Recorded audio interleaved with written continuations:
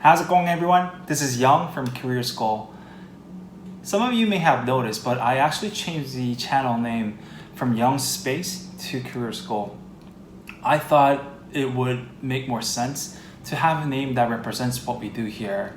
I'm trying to improve the video quality as well as the content quality, so please do stay tuned and subscribe and like and share with your friends who are in the same boat as you are.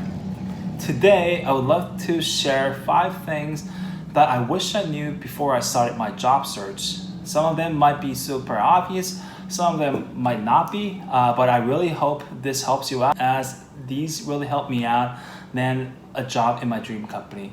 So let's get right to it.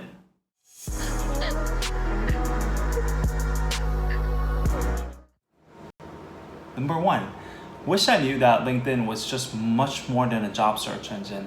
LinkedIn is a great resource for you to start networking and also maintain that relationship with those people. Start connecting with your alums, friends, and people that you work with, and also reach out to people that you have interest in those companies, or people that you have interest in their roles. Also, it's a great resource for you to learn new things.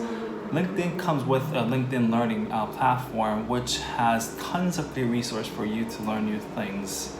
Also, it does offer you a job search engine. A lot of the companies these days, they post their jobs on LinkedIn, meaning that most of the jobs out there is on LinkedIn. And one last thing is that it is a great platform for market yourself.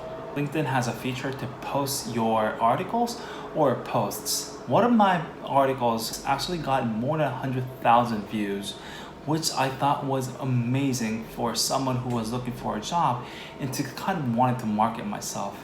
At the end of the day, job searching is all about marketing yourself to the right people at the right time. Number 2, wish I knew that customizing my resume made so much more difference. Let's be honest, how many people do actually read the job description of a role? Honestly, I have not read the job description that thoroughly when I was in my first year, and that was a huge mistake. There is so much information in that job description that you should be aware of. There are terms that a company uses. For example, some company use program management versus some company uses project management for a same role. And you would not really know that until you thoroughly go through that job description. One of the practices that I have done is to extract the job description keywords and place it in my resume to be more matching with the job role that I was applying for.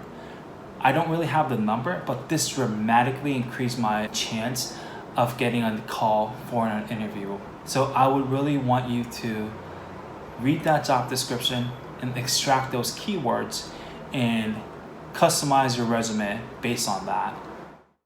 Number 3, wish I knew that rotating within a company is actually fairly easy.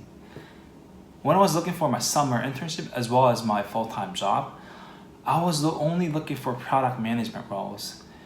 And now I know that a lot of companies actually hire people with engineering background for their product management roles, as they do tend to work a lot with the engineers.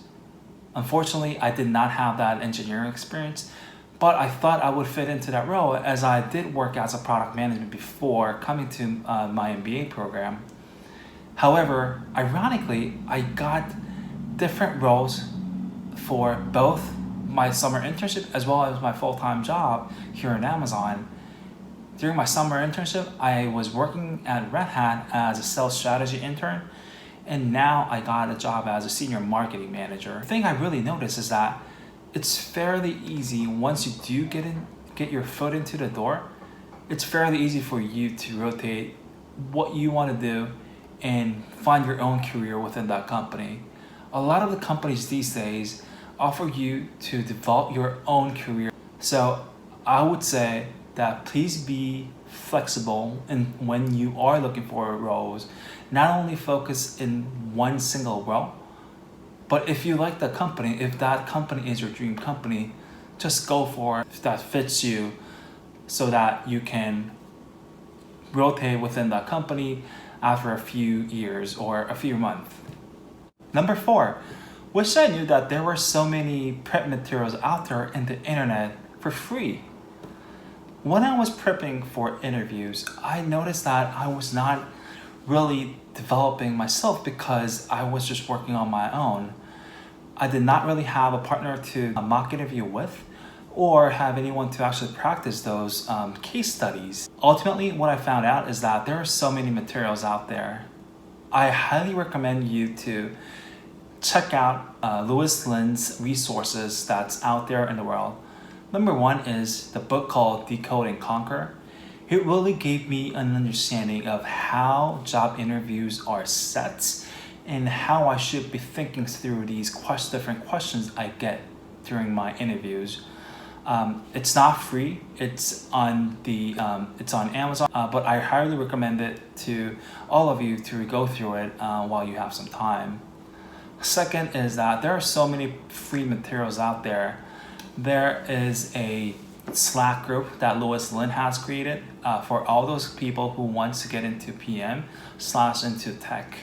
And also there's even a Google Sheet that Louis Lin has started where you can match a mock interview partner with you so that you can practice with them. These are really great resources because you get to see these people who have the same goal as you do.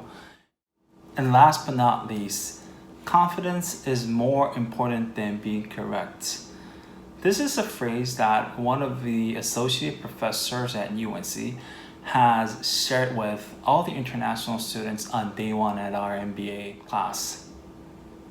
I did not really understand what it meant back in the days, but I think I kind of do now, and that this one phrase is probably the most important thing for anything you do here in the US. Whenever you are having an interview, whenever you are asked if you can do something or if you know how to do something, your answer should be yes. Or either, well, I'm a quick learner. And here in the US, everything is about confidence. And one thing I really want to kind of highlight is that your stories, when you're doing your interviews, when you're telling your star stories, your story is your own. I hope you don't screw it up because you think you kind of screwed one line in the script that you have wrote for your interview. Because as I said, your story is yours, and being confident is more important than being correct in those kind of situations, especially. And one thing I noticed here in the US is that once people think you are not confident, people think you are not competent. So I really hope you have that confidence whenever you do anything, not only during your MBA or your job interviews or, anything here in the US. I hope you make sure that you have confidence for anything. Just believe in you. All right, those are the 5 things I wanted to share with you guys today. I really hope you enjoyed it. I hope this helps while you're job searching, to interview with anyone, or even applying for your MBA. I know some of them might have been super obvious, but please do comment for things that you want me to share, cover, or even improve.